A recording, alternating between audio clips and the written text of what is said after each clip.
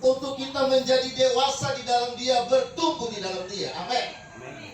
Nah, Bapak Ibu Saudara sekalian, tujuan bahwa ketika jemaat Tuhan dibangun, tubuh Kristus dibangun, menjadi dewasa, kuat, kokoh, hanya supaya kita tidak mudah diombang-ambingkan oleh angin-angin pengejaran apapun.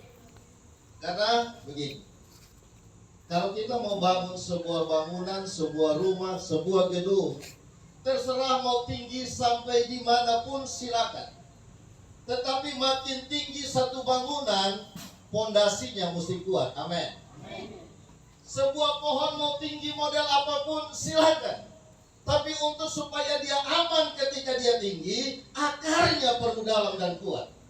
Kenapa? Karena makin tinggi, anginnya pasti makin kencang. Kalau angin makin kencang dan pondasi tidak kuat, akar tidak kuat, ada satu resiko besar di situ. Apa? Tumpah. Oleh sebab itu pagi hari ini, visi dan misi GBI untuk kita menjadi bertumbuh dewasa di dalam Tuhan. Pagi ini saya ingin untuk kembali kita masuk dari dasar. Kita perkuat dasar kita lebih dulu. Nanti saya sampaikan alasan kenapa dasar ini perlu dikuatkan. Nah, pagi ini saya mau bicara tentang soteriologi atau bicara tentang keselamatan. Pemahaman tentang keselamatan sangat penting bagi kita, Bapak Ibu Saudara sekalian. Kenapa keselamatan penting untuk dibahas? Satu, semua orang butuh selamat, betul tidak? Semua orang butuh selamat. Mau kau presiden, mau sampai di RT, sampai rakyat jelata, ujung-ujungnya butuh selamat. Mau kita konglomerat, mau kita sultan, mau kita punya segala macam. Dan itu tidak salah, perlu itu. Tapi saya ingat film Warkop DKI zaman dulu. Itu ada adegan perampok, dia bilang begini, harta atau nyawa. Tidak mungkin pilih atau. Ya, harta atau nyawa, pilihnya mana coba? Semua pilih nyawa. Lu mau ambil apa, ambil sudah, yang penting kan selamat. Manusia juga begitu. Sepanjang kita hidup singkat 60-70 tahun di bumi ini, kita kumpul segala macam, kita nikmati segala macam. Tapi ujung-ujungnya ketika terakhir Bapak Tua panggil kita pulang, semua kepingin punya tempat bagus di sana, betul tidak? Iya. Atau ada yang bilang begini, sudahlah tutup mata, nanti di sana jadi apa kita baru lihat. Saya tidak yakin ada yang begitu. Kita ada pagi ini berdoa bersama, ibadah bersama, hanya untuk kita invest pada saat kita dipanggil pulang. Ada tempat bagi kita di sana. Amin. Amin. Ini penting. Nah, hari ini saya bicara tentang keselamatan karena ada isu penting tentang keselamatan yang saya ingin kita bahas bersama. Satu, tadi saya bilang semua orang butuh selamat. Yang kedua, Alkitab ini kalau saudara perhatikan, saya sudah baca dari Kejadian sampai Wahyu. Itu mulai dari Kejadian pasal 3 sampai Wahyu pasal 20. Itu seluruh pasal bicara tentang dosa manusia dan intervensi Allah untuk selamatkan manusia. Cuma Kejadian pasal 1 dan 2, lalu Wahyu pasal 21 dan 22 itu yang tidak bicara dosa lagi. Jadi kalau bicara keselamatan, kita tidak bisa bicara keselamatan kalau kita tidak bicara tentang kejamnya dosa. Saya mulai dengan ini. Bapak Mama dengar baik-baik. Manusia awalnya diciptakan tanpa dosa. Tapi kemudian iblis masuk dalam hidup kita, dia bawa dosa dalam kehidupan manusia. Waktu Adam dan Hawa pilih dengar suara iblis daripada dengar suara Tuhan, sejak itu manusia terputus hubungan dengan Allah. Upah dosa ialah maut. Roma 3 ayat 23 dikatakan begini, karena semua orang telah berbuat dosa dan kehilangan kemuliaan Allah, maka Roma 6 ayat 23, upah dosa itu maut. Waktu manusia memilih dengar suara setan daripada suara Tuhan, maut jadi keseharian manusia. Setiap manusia terhilang dan pasti mati. Ini kita clear di sini dulu. Terus bagaimana caranya kita diselamatkan? Apa itu keselamatan? Keselamatan dicari oleh manusia. Waktu terpisah dengan Tuhan, berabad-abad dari generasi ke generasi, manusia coba bangun hubungan kembali dengan Tuhan.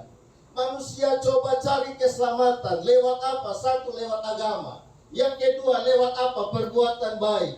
Manusia berharap kalau kita buat baik nanti masuk surga. Manusia berharap kalau buat baik bisa sogok Tuhan dan kita diselamatkan. Manusia pakai dengan agama untuk bisa menjangkau Tuhan, tapi ternyata itu tidak ada hasil, nol. Manusia cari Tuhan susah, tapi yang ada adalah Tuhan cari manusia. Amin. Tuhan benci dosa. Tuhan benci dosa, tapi Dia sayang orang berdosa. Tuhan tidak buang manusia. Lewat Yesus Kristus, Allah turun untuk tebus Anda dan saya. Amin. Oleh sebab itu, sampai di sini kita clear ya. Kita clear di sini bahwa saya mau masuk nanti sebentar lebih jauh. Tapi ini standar, ini pembuka. Jadi saya mau bilang begini, keselamatan itu bukan hasil karya kita. Keselamatan bukan karena usaha kita. Keselamatan adalah anugerah Allah yang kita terima dengan iman di dalam Yesus Kristus Tuhan. Amin. Di luar Yesus Kristus Tuhan tidak ada keselamatan. Kita clear sampai di sini. Nah, ini isu strategisnya di sini. Ada satu isu yang sudah beberapa dekade ikut terus menerus. Waktu kita percaya Tuhan Yesus, kita diselamatkan. Nama kita dicatat dalam buku kehidupan yang kekal. Kita jadi milik pusaka Tuhan, kita jadi bagian dari keluarga Allah. Pertanyaan penting pagi ini dan dipertanyakan terus menerus sudah 1-2 dekade ini. Apakah keselamatan bisa hilang? Ini jadi bahan perdebatan para teolog sampai ini hari. Beberapa waktu yang lalu saya buka YouTube atau Facebook. Seorang hamba Tuhan dari NTT. Dia bilang begini, saya heran sekali, kok masih ada orang yang percaya bahwa keselamatan bisa hilang. Ini ngawur sekali. Oke, saya dengarkan. Karena orang ini kalau khotbah bagus kan. Tapi saya dapat begini, bapak mama yang dikasih Tuhan, yang suka dengar ibadah online, yang suka dengar khotbah di YouTube. Bagus, jujur saya banyak diberkati, saya banyak belajar di sana. Tapi dengar baik-baik saya katakan, tidak semua, saya tidak general, tapi tidak semua khotbah yang bagus itu alkitabiah. Betul. Perlu kedewasaan rohani. Amin. Yes. Untuk filter. Yes. Untuk kita bisa tangkap, untuk kita bisa terima. Amin. Lalu kemudian hamba Tuhan ini mulai dengan pengajaran. Dia berkata ada banyak orang Kristen yang ngawur karena percaya keselamatan bisa hilang. Landasan alkitabiahnya ada. Apa tuh? Yohanes 3 ayat 16. Ada yang hafal di sini? Yohanes 3.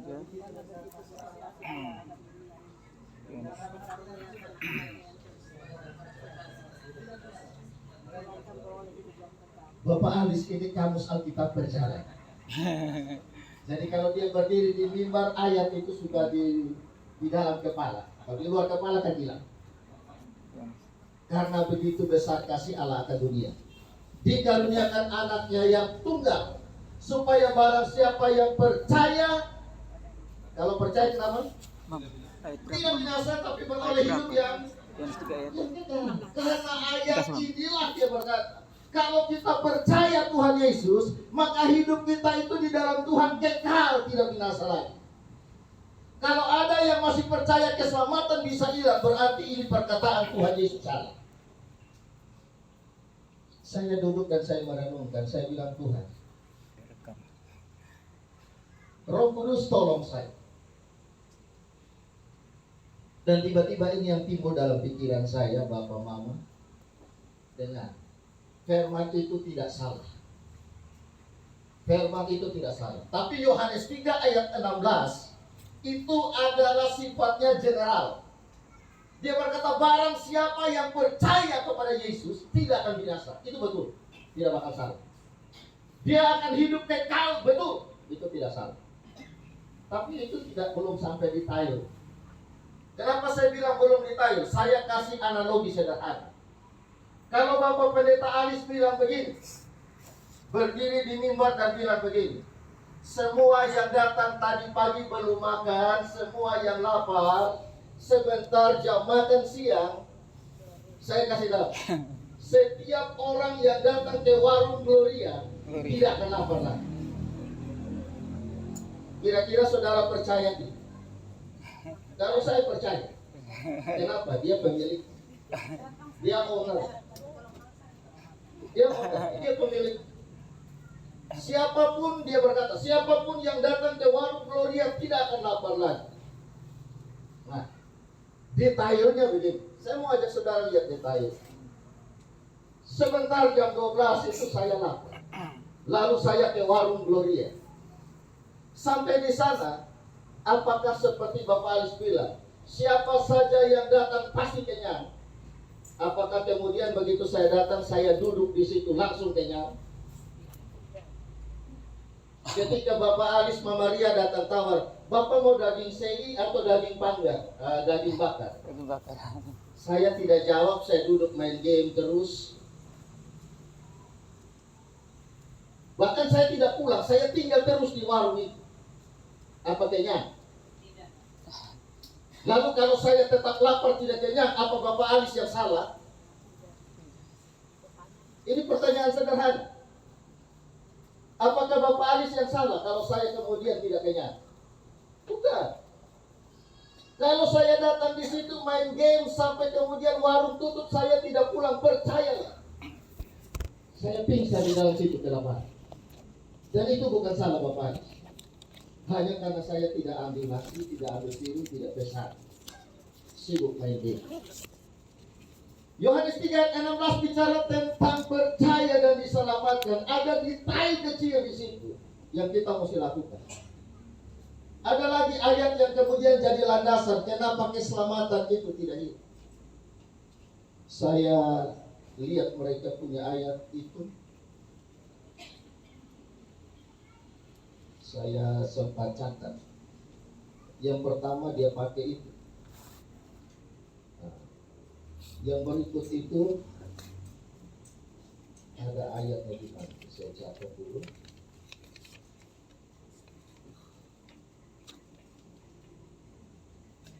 Yohanes pasal 10 ayat 28 29. Dia bilang begini. Ini perkataan Tuhan Yesus. Dan aku memberikan hidup yang kekal kepada mereka, bicara tentang murid-muridnya, dan mereka pasti tidak akan binasa sampai selama-lamanya. Ini jaminan. Dan seorang pun tidak akan merebut mereka dari tanganku. Itu yang jadi jaminan. Ayat 29. Bapakku yang memberikan mereka kepadaku lebih besar dari siapapun, dan seorang pun tidak bisa merebut mereka dari tangan Bapa. Karena ayat ini, Yesus berkata, aku berikan mereka kehidupan kekal, tidak ada satu orang pun yang bisa rebut mereka dari tanganku, dan Bapakku lebih besar lagi, tidak ada yang bisa rebut mereka dari tangan Bapa. Maka mereka pasti selamat dan tidak hilang. Ini firman Tuhan betul, ini tidak salah. Siapa yang berani rebut kita dari tangan Bapa? Tidak ada. Siapa yang lebih kuat dari Bapa? Tidak ada. Siapa yang lebih hebat dari Yesus Kristus Tuhan kita? Tidak ada. Dan Tuhan berkata segala kuasa di langit, di bumi, di bawah bumi ada dalam tangan. Ada yang lebih hebat? Tidak ada. Tapi persoalannya kalau saudara perhatikan Lukas 15 tentang anak yang terhilang. Saya mau tanya. Penculik dari mana yang datang culik itu anak dari rumah Bapa? Ada yang datang bujuk dia keluar dari rumah Bapak. Ada yang datang rampas dia dari rumah Bapak. Saya mau tanya, ada tidak? Tidak. Tidak. Itu anak keluar dengan maunya sendiri, iya tidak? Iya. Betul. Iya. Waktu itu anak terima itu warisan, dia jual semua, dia tanggung jalan keluar dari rumah. Bapak bisa bilang apa? Bapak kasih kehendak bebas. Bapak kasih kehendak bebas. Tidak ada yang rebut, tidak ada yang rampas. Tapi waktu anak ini lari keluar dari rumah, hancur hati Bapak, sedih hati Bapak. Bertahun-tahun Bapak tunggu kapan dia kembali. Tapi itu tergantung kehendak bebas setiap anak yang keluar dari rumah Bapak.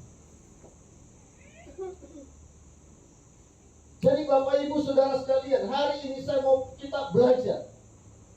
Karena begitu banyak angin pengajaran. Saya buka, saya dapat lagi pengajaran dari Hyper Grace. Hyper Grace ini apa? Grace itu anugerah. Hyper itu apa? Kalau kita bilang anak kita hiperaktif, berarti aktifnya sudah berlebihan. Ya, aktifnya keterlaluan. Jadi kalau Hyper Grace itu anugerah yang berlebihan, anugerah yang keterlaluan. Kalau dari segi istilah saya tidak repot. Karena jujur bagi saya sendiri, anugerah Allah itu buat saya terlalu hebat. Anugerah Allah buat saya itu berlebihan sekali. Kenapa? Kok saya ini kepala batu model begini? Sudah tahu firman Allah, sebentar-sebentar jatuh. Kadang-kadang dia sadar jatuh juga. Amin. Betul. Tapi waktu saya kembali dan minta ampun sama Tuhan, saya tahu ada pelukan Bapa buat saya. Amin. Sehingga kalau ada istilah hyper grace, double grace, triple grace, segala macam, buat saya itu sah-sah saya. Tapi inti pengajaran hyper grace yang saya duduk kemudian saya pelajari, saya tangkap dari mereka punya literatur. Kemudian adik saya pun ada di dalam gereja seperti ini. Dan dia datang sama saya.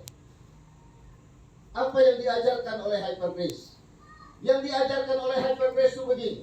Dosa masa lalumu, dosa masa kinimu, dan dosa yang nanti kau akan buat, itu semua sudah ditanggung oleh Tuhan. Oleh sebab itu kau aman, Pak. Kau tidak perlu bertanggung jawab sama dosa-dosamu lagi karena sudah ada yang tanggung jawab.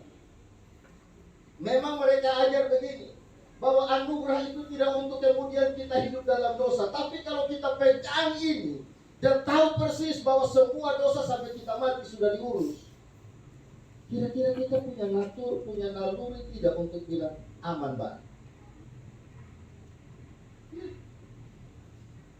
Terus satu lagi pengajarannya, adik saya pulang dan dia bilang begini, kakak, kami di sana dapat pelajaran bahwa mulai hari ini kita tidak boleh mengaku dosa lagi.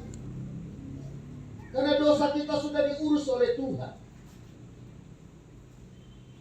Nah, saya kaget, saya cuma bilang begini. Nah terus yang Tuhan Yesus ajar doa Bapa kami. Ya toh? Betul. Doa Bapa kami di ujungnya bilang apa? Ampuni. Ampuni. Ampuni. Iya toh? Betul. Nah dengan gampang dia bilang begini. Mereka diajar bahwa begini, itu kan doa sebelum Tuhan Yesus mati di atas kayu salib. Oke, saya bilang. Nah 1 Yohanes 1 ayat 9. Ada yang bisa baca 1 Yohanes 1 ayat 9? Kata Jody tolong.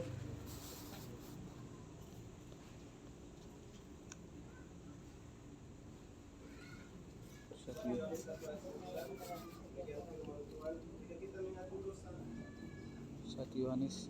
Jika kita mengaku dosa kita, maka Ia adalah setia dan adil, sehingga Ia akan mengampuni segala dosa kita dan menyucikan kita dari segala kejahatan. Ini ayat Tuhan Yesus sudah mati belum? Sudah. Jika kita mengaku dosa kita, Tuhan setia dan adil. Ini firman Tuhan atau tidak? Firman Tuhan. Betul. Satu lagi pengajaran Hyper Grace. Waktu kita lahir baru terima Yesus sebagai Tuhan dan Juru Selamat, di mata Bapa kita sempurna. Kelihatannya bagus. Kelihatannya keren. Tapi itu artinya apa? Tidak perlu pertumbuhan lagi. Tidak perlu belajar lagi. Tidak perlu dibentuk lagi. Nah, mari kita bandingkan. Kalau saya suka gini, belajar untuk dalam istilahnya apologet. Apologet ini artinya kita menjadi orang-orang yang membela kebenaran firman Tuhan. Pagi ini saya mau kasih kita beberapa referensi Alkitab. Pikirkan sendiri, pertimbangkan sendiri. Betulkah yang mereka ajarkan itu? Satu, saya pernah khotbahkan tentang pengampunan dari Matius 18 ayat 23 sampai 35. Ceritanya begini. Ada seorang raja, dia berkata, hal kerajaan sorga seperti seorang raja yang mengadakan perhitungan kepada hamba-hambanya.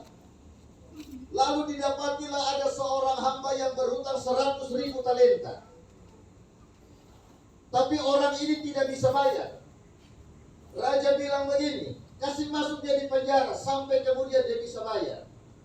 Hamba ini bilang apa? Tuhan, minta ampun Tuhan. Jangan kasih masuk saya di penjara. Nanti saya urus pelan-pelan, saya cicil pelan-pelan. Biar itu seumur hidup saya juga biar saya bayar. Tapi tolong jangan hukum saya. Lalu raja itu bilang begini, karena engkau sudah menyesal, engkau minta ampun, saya ampuni kau. Semua utang-utang saya anggap lunas. 100.000 talenta besar, dia tidak bisa bayar. Raja itu bilang lunas. Ini pembantu, ini hamba ini keluar dalam keadaan gembira, tapi gembiranya sebentar. Kenapa? Karena di pintu keluar dia ketemu teman yang utang sama dia kecil, cuma 100 talenta kalau tidak salah. Dia pegang ini orang di batang leher, dia cek, berbilang begini, kau bayar cepat kau utang. Temannya bilang begini, kakak belum ada. Dia bilang begini, kalau belum ada lu masuk, saya kasih masuk lu di penjara. Temannya minta ampun, nyembah, dia tidak kasih. Lalu mereka cerita kembali ke raja. Raja panggil dia. Raja bilang begini, kau pun utang banyak, saya masih lunas. Kenapa kau pun teman punya kau tidak lunas? Maka karena marah raja bilang begini, utang yang tadi saya sudah lunasi batal. Itu utang saya kembalikan sama kau. Kau pegang kembali itu utang. Dan sekarang masuk penjara sampai lunas. Artinya apa? Orang yang tadi diampuni, kalau dia tidak mengampuni, dosa yang sudah diampuni kembali lagi sama dia. Ini bicara keselamatan bisa hilang sih. Bisa. Orang yang tadinya bebas masuk surga kembali turun ke neraka lagi. Ini baru satu ayat. Ini baru satu ayat. Yohanes 15 ayat 5 dan 6. Saya lihat jahat, sudah berat. Oh, tolong. Yohanes 15 ayat 5 dan 6. Ada yang bisa bantu baca? Silakan Pak Ed. Saya pokok anggur dan kamu lalu. Yohanes 1 ayat 5 dan 6. Yohanes 15. Yohanes 15 ayat 5 dan 6. Akulah pokok anggur dan kamulah ranting-rantingnya. Barang siapa tinggal di dalam aku dan aku di dalam dia, ia berbuah banyak, sebab di luar aku kamu tidak dapat berbuat apa-apa. Ayat 6. Barang siapa tidak tinggal di dalam aku, ia dibuang keluar seperti ranting dan menjadi kering, kemudian dikumpulkan orang dan dicampakkan ke dalam api lalu dibakar. Nah, saya mau tanya, itu ranting yang dikumpulkan yang jadi kering lalu dibakar, tadinya melekat sama pokok tidak? Lekat. Tadinya melekat. Ya. Tapi ketika dia memilih tidak mau lagi melekat sama pokok anggur, maka yang ada dia dipangkas, dikumpulkan jadi kering, dibakar. Dari sini kita tahu, kira-kira keselamatan ini masih bisa hilang tidak? Baru dua itu. Bisa hilang. berbuat Yang dosa. ketiga, kita banyak baca ya, waktu masih ada. Masih ada 15 menit jam waktu. 1 Korintus 9 ayat 27. 1 Korintus 9. Yang mau catat-catat. Yes. 1 Korintus 9 ayat 27, dia bilang begini, ini perkataan Rasul Paulus. Tetapi aku melatih tubuhku dan menguasainya seluruhnya, supaya sesudah memberitakan Injil kepada orang lain, jangan aku sendiri Yes.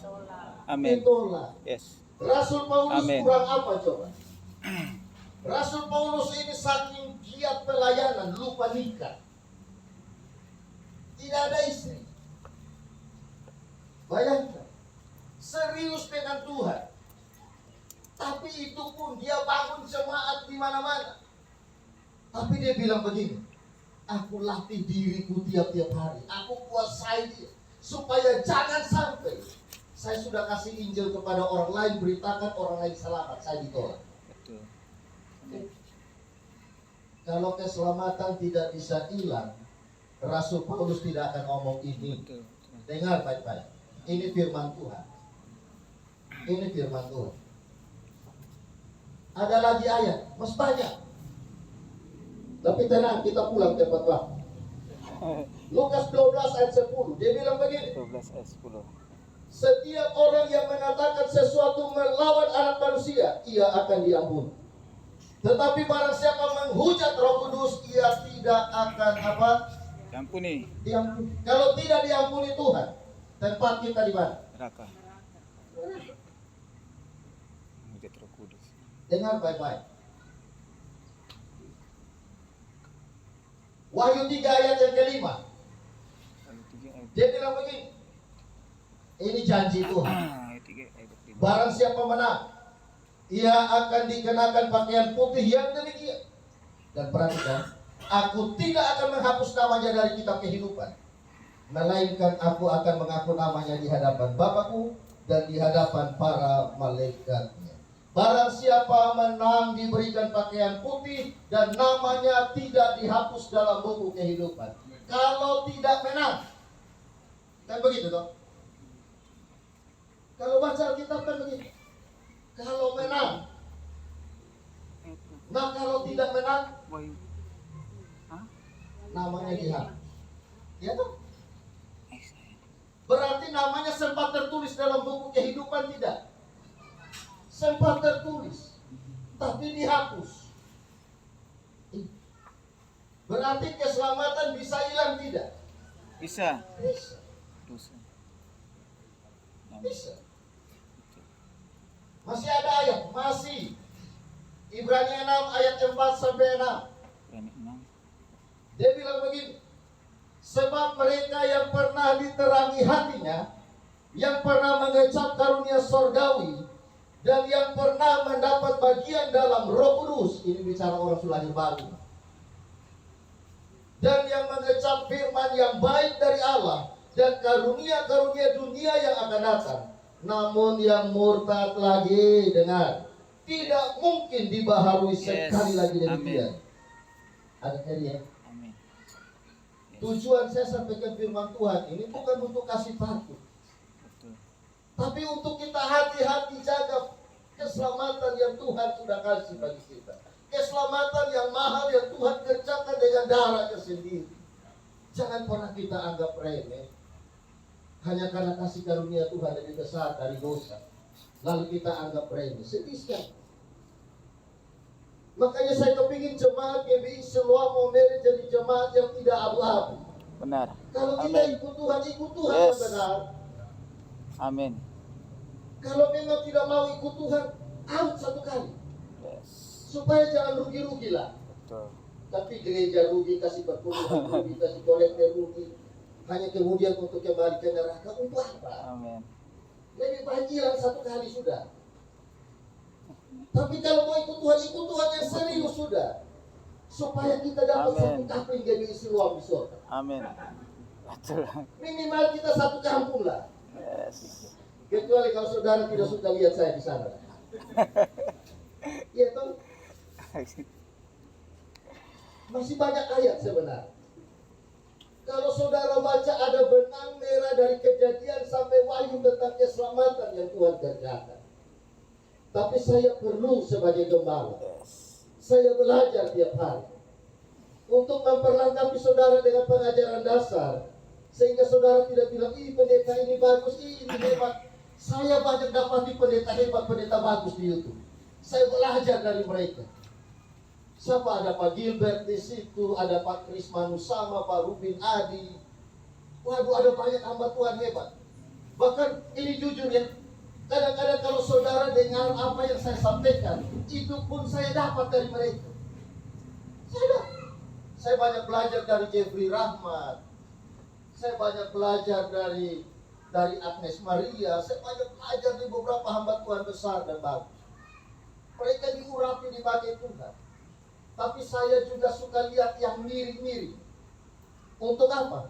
Untuk saya bisa membandingkan pengajaran mereka dan menjaga supaya kita punya hati tetap teguh sama kita. Amin. Yes. Sebab kalau kita tidak tahu saksi Yehova itu kayak apa, hipergrace itu kayak apa, bagaimana kita tahu penyesatan yang mereka lakukan? Nah, hari ini sebagai kesimpulan, ini yang menjadi inti pengajaran di Gereja Bethel Indonesia yang berdasarkan firman Tuhan. 1. GBI percaya bahwa keselamatan adalah anugerah Allah yang diterima dengan iman. Amin. Lewat Yesus Kristus Tuhan.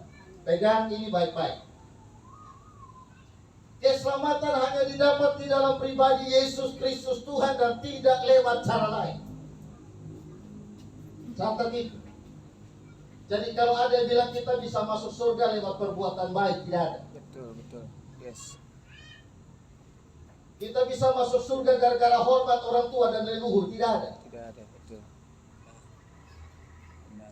Yang ketiga, kita di GBI percaya bahwa waktu kita terima Yesus sebagai Tuhan Juru Selamat, lahir baru, ada jaminan kepastian keselamatan selama kita tinggal di dalam Tuhan. Yes. Amin. Jadi jangan bilang begini, yang penting saya percaya tiap hari adu ayam itu pasti masuk surga. Pasti nanti saya bawa ayam di surga. Hei, Hitam putih. tidak ada. Yang keempat, GBI menolak ajaran sekali selamat tetap selamat. Tidak. Betul. Terus yang berikut, GBI percaya bahwa tidak ada keselamatan lagi, tidak ada kesempatan keselamatan bagi orang yang sudah mati. Betul. Karena Ya. orang yang sudah mati itu akan dihakimi dan tidak untuk diinjili. Amin. Benar. Jadi jangan dikubur lagi, kalau berdoa buat Aura, Tuhan tolong dulu, itu tahu kenapa Musa Pembapa itu belum dengar firman Tuhan. Yang lewat-lewat itu dipunasib juga gitu.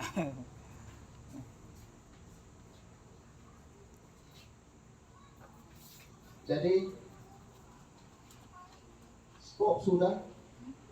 Karena kalau ada penginjilan kepada orang mati, itu selain tidak alkitabiah, itu juga punya kemungkinan menyesatkan orang lain. Mulai di kuburan, berdoa buat orang yang sudah mati. Terserah, saya tidak singgung orang lain punya kepercayaan. Saya mau sampaikan ini yang kita percayai. Orang lain boleh bilang di kami ada doa buat orang mati, silakan. Tapi kalau Anda masuk di GBI, mau jadi jemaat GBI, Anda mulai pegang pengajaran yang ada di GBI, dan saya jamin pengajaran yang ada di GBI tidak bertentangan dengan firman. Amin. Yes. Saya berharap lewat pengajaran singkat pagi ini, kan Bapak Mama Saudara sekalian, ini saja saya sudah hindari banyak istilah teologi. Saya hindari, karena kalau kita bicara soteriologi ada banyak istilah-istilah teknis teologi yang saya mesti pakai. Tapi saya hindari. Ini kalau saya bicara perbedaan antara Calvinisme sama Arminianisme, ramai. Kita bisa makan waktu 1 jam. Tapi saya berharap nanti kalau di konser kita bisa bahas ini. Kalau bahas di Ibadah Raya, ini pengajaran. Nah biasa kalau kita ini bicara berkat, mata terbuka, mulut tengah. Tapi kalau bicara pengajaran, menguap sudah 2-3 kali. Nah, sebelum saudara mengantuk dan tertidur di tempat, saya agak rem. Puji Tuhan tidak ruangan AC. Kalau ruangan AC dari tadi sudah tidur semua. Maksud saya begini Bapak Mama, kami hamba Tuhan juga kepingin untuk mendalami dan bisa mengajarkan untuk lebih dalam. Amin. Betul. Tapi kalau dengar lihat-lihat ada yang menguap 2-3 kali, seperti kami tidak tega juga. Jadi kalau selama ini kita banyak bicara berkat, kita masuk pengajaran dasar sedikit ya. Nanti di berikut saya terus belajar, saya terus kumpulkan buku-buku kita, sehingga itu yang nanti saya akan pakai untuk mengajar dan mendewasakan jemaat kita ini. Saya berharap saudara diberkati pagi ini. Amin. Amin. Tuhan Yesus memberkati. Mari tim Alfred, silakan.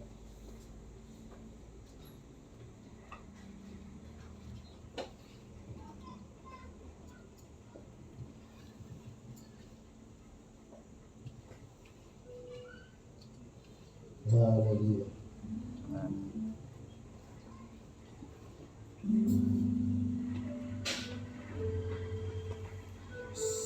Saya udah kita semua bangkit berdiri.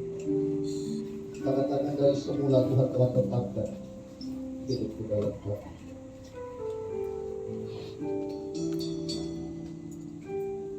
Dari semula Kau tetapkan hidupku dalam tangan-Mu, dalam rencana-Mu Tuhan.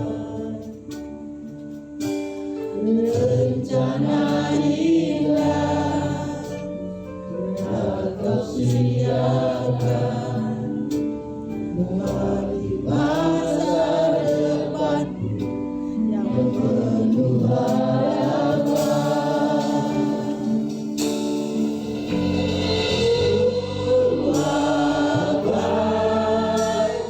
Sungguh baik apa yang Kau perbuat di dalam hidupku.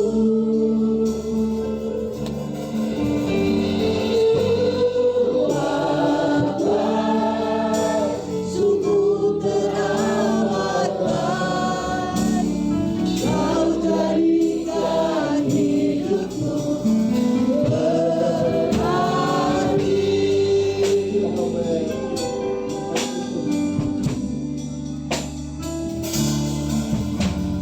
Dari semula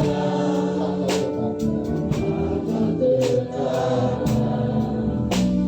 hidupku dalam tangan-Mu, dalam rencana-Mu Tuhan. Rencana indah telah Kau siapkan. Rencana indah telah Kau siapkan. Bagi masa depanku yang penuh harapan.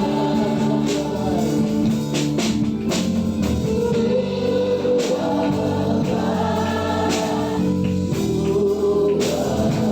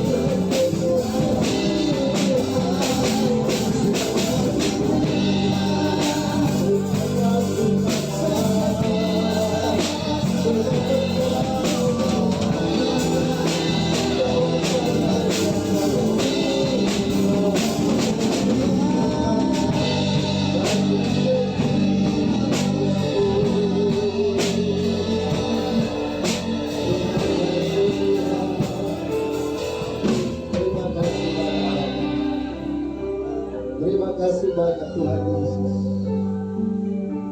Terima kasih Tuhan. Kami dikasih, kami disayang, kami ditebus. Amin. Terima kasih Bapak, terima kasih. Kita tetap dalam suasana penyembahan. Pak Yohanes Bregman akan berdoa mengucap syukur buat firman Tuhan. Perlahan saudara dipersilakan duduk kembali.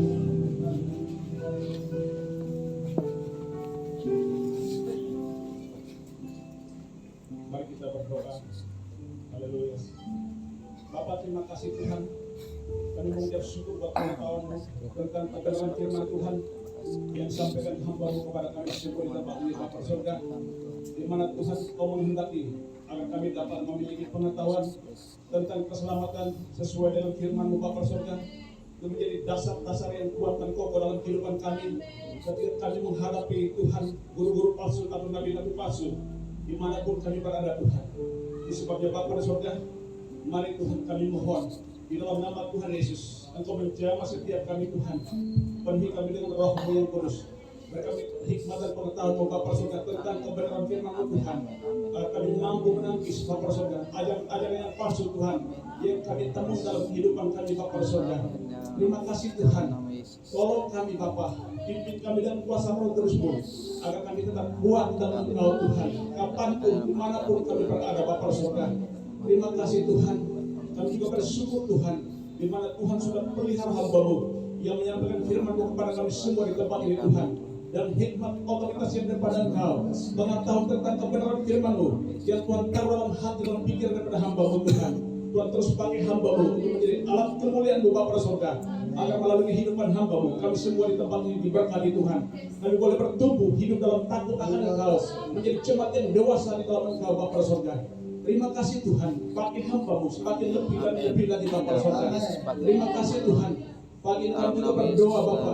Kami kembali menyerahkan seluruh pelayanan kami di tempat ini. Kami serahkan ke dalam tangan kuasa-Mu. Bapak, kami mohon campur tangan-Mu. Tuhan tolong kami Bapak. Jamah setiap kami. Mampukan kami Tuhan, untuk kami dapat menjadi pelaku-pelaku firman-Mu, melayani Engkau Tuhan sesuai dengan karunia-karunia yang Kau percayakan kepada kami Tuhan. Kami percaya ketika kami melayani sesuai dengan karunia yang Kau percayakan kepada kami, gereja Tuhan di tempat ini semakin berkembang menjadi besar. Terima kasih Tuhan. Terima kasih, kami juga bersyukur Tuhan buat hikmat kekuatan yang Kau berikan kepada kami, berkat-berkat keuangan yang Kau berikan gereja-Mu di tempat ini, sehingga Tuhan terlaksana Bapak surga pengerjaan plafon gereja. Terima kasih buat campur tangan-Mu Bapak surga. Kau pakai tukang-tukang yang ada Tuhan. Terima kasih Bapak. Siang ini kami juga berdoa Bapak surga. Kami kembali menyerahkan komsel kami ke dalam tangan kuasa-Mu. Tuhan tolong kami hamba-hamba-Mu yang melayani Kau dalam setiap komsel kami. Beri kami hati yang sabar, beri kami hati yang taat Tuhan untuk melakukan kehendak-Mu Bapak surga. Agar komsel kami diberkati Tuhan. Ada pertambahan jiwa-jiwa para setiap komsel dan persekutuan doa yang ada Bapa surga. Terima kasih Tuhan, lawat kota ini. Kami rindu Tuhan, jiwa-jiwa di Kabupaten Sika ini diselamatkan. Tuhan, kami rindu ada kebangunan rohani terjadi atas jiwa-jiwa di Kabupaten Sika ini. Jamah hidup mereka Tuhan, selamatkan mereka. Tarik mereka datang kepada Engkau dengan cara-Mu sendiri, sebagaimana Engkau tarik kami datang kepada Engkau Tuhan. Terima kasih, berkati provinsi kami NTT ini Bapak, berkati Pulau Flores, lawat Pulau Flores ini dari Labuan Bajo sampai Lowoleba Tuhan.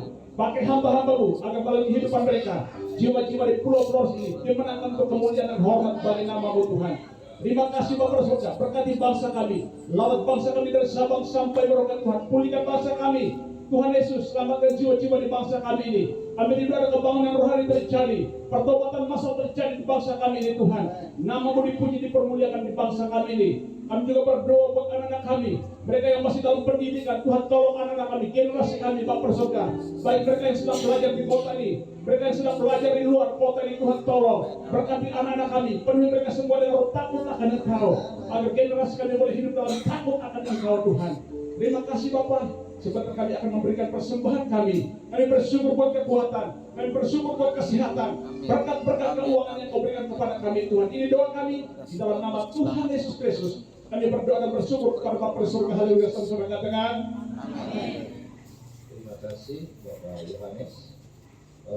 Sebelum saya sampaikan firman, bukan lagi sampaikan pengumuman. Sebelum saya lupa,